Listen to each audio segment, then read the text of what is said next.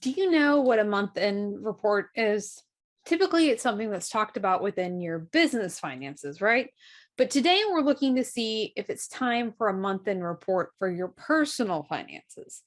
Inside this episode, you'll learn if you need a month-end report, what you need to get started, and the best hack I found in saving time with your month end. This is the Your Money, Your Life podcast where ambitious women come together to have clarity, prosperity, and confidence with their money without sacrificing precious time and well-deserved fun. So let's do this.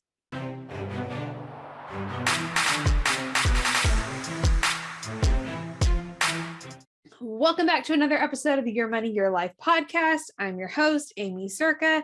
I'm so excited to be here today. We are talking about month end and a month end report.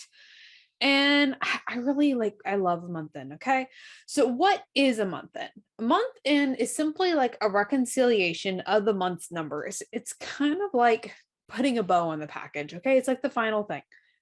So if you're managing your finances on an ongoing basis, why would you need a month end, right? Like that's probably the question that we're asking. And it's a great question. The reason why we need a month end is it helps prevent errors because we're double checking everything. And it goes so much faster, which we're going to get to in a little bit, when you're doing the regular stuff that you need to do on an ongoing basis within your finances. So we do a month end so that we prevent errors. We really stay on top of things. We're double checking everything that we don't miss a number. We are human. I know I've inverted a number before and it was supposed to be 91 and I put 19 or something like that. It's a good time to also reflect, adjust your percentages if you're percentage-based budgeting, like I recommend. And it also helps create a habit. So even if the other stuff gets away from you, if you've gone through Budgeting Simplified, we talk about doing our daily money minutes. We talk about doing our weekly check-ins, all of those things. And if those get away from you, you still have your month end to fall back on, right? It's also the time that we update our net worth. It's really simple to do it because we always look at midnight on the 1st. So you're not trying to figure out, do you wait until this credit card closes to look at your month end? Are you trying to pull these things at a different time? No, it's a timestamp. It's a month end. Update your net worth. This is what it was as of the 1st of the month. Okay. Then you print it out and you put it everywhere like I've told you to. So at a minimum, when you're getting started with your month end process, which we teach all inside of Money Masters Inner Circle Academy, we help you do all of those things like setting it up. We have a whole power up training on month end. But at a minimum, start with your net worth. If nothing else, set a reminder, schedule time in your calendar to calculate and update your net worth every single Monday, right? Or every single Monday. Oh my goodness, it's been a long week. Every single first of the month time frame, within that first week of the month, okay? Let's see. Time-saving hack. There we go. Yep. So we talked about what a month-end report is, and we have a whole checklist of everything that we include because yes, we are checking all of our accounts. We're putting an end on it. We're updating reports. All of those things are done. And it sounds a lot more time intensive than it actually needs to be. Again, it's about building that habit. We get into the routine, all of those things. But we also have things that are added into your month end that aren't directly financially related. So we have our household month end. So the things that we need to do in the house, around the house every single end of the month. And a lot of them take 2 seconds. It does not have to take a long time, but you're building those habits, those routines, and getting those things done on a consistent basis. But at a minimum, like we said, start with your net worth. Your time-saving hack.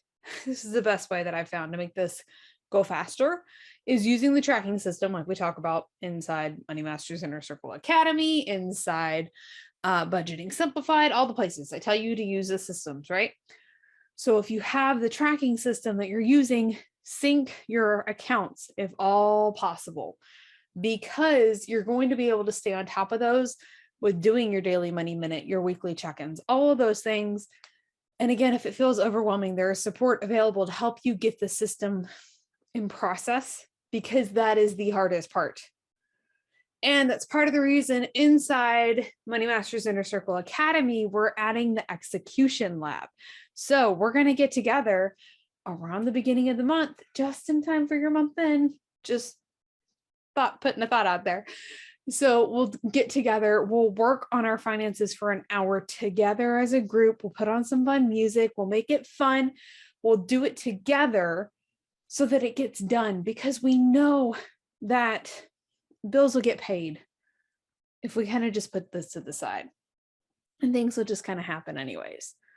But when we set the intentionality and we create our month end and do a month end report, which is really your net worth, you do these things, you are being intentional with your finances. And when you're intentional with your finances, we can intentionally grow, right? So if you want those unstoppable finances, if you want those finances that are going to grow on autopilot, we have to do the work. Having a month-end report is one simple way to make sure you're continuing to progress month after month after month. Even if you have a month where the numbers go backwards, you've created this consistent habit of doing the month end, of doing the work that we need to check for errors, to update and see where things are at and stay up to date with your finances instead of just letting them pass by. You're doing the work. So there we go. That is what I have for you today, talking about a month-end report within your personal finances. We talked about that it was reconciling your month's numbers, kind of putting a bow on everything, all the work you've done throughout the month, the money you've spent, the money you've made, all of those things that happen, so that we're double checking everything. We're adjusting percentages. We're creating a habit, a healthy financial habit. So even if other things like life happens and it gets away from us, we still have this check-in, and we've set aside the time at a minimum to calculate your net worth. So your challenge for today, if you haven't done it already, go get on the Money Masters Inner Circle Academy waitlist. I cannot wait to see you inside. I'm so excited for this program. Like seriously, it has been so much fun to record all of this content, which a lot of it was there inside Money Masters Inner Circle, but everything's gotten a makeover, all up-to-date content for you. We're adding new things like the execution lab to make it the best possible experience possible. There's a lot of possibles in that sentence for you, because I know these are the habits that we need to actually move forward. So your challenge, get on the Money Masters Inner Circle Academy waitlist. Send me a message on Instagram. I'd love to hear, are you doing a month in already? Was this new information? Or maybe like option C, you've heard me talk about this before, but you've never actually done it. Maybe the execution lab sounds appealing because of that. Where you stand, can't wait to hear from you on Instagram at Aimee Cerka. And we'll see you next week for another episode of the Your Money, Your Life podcast. Bye for now.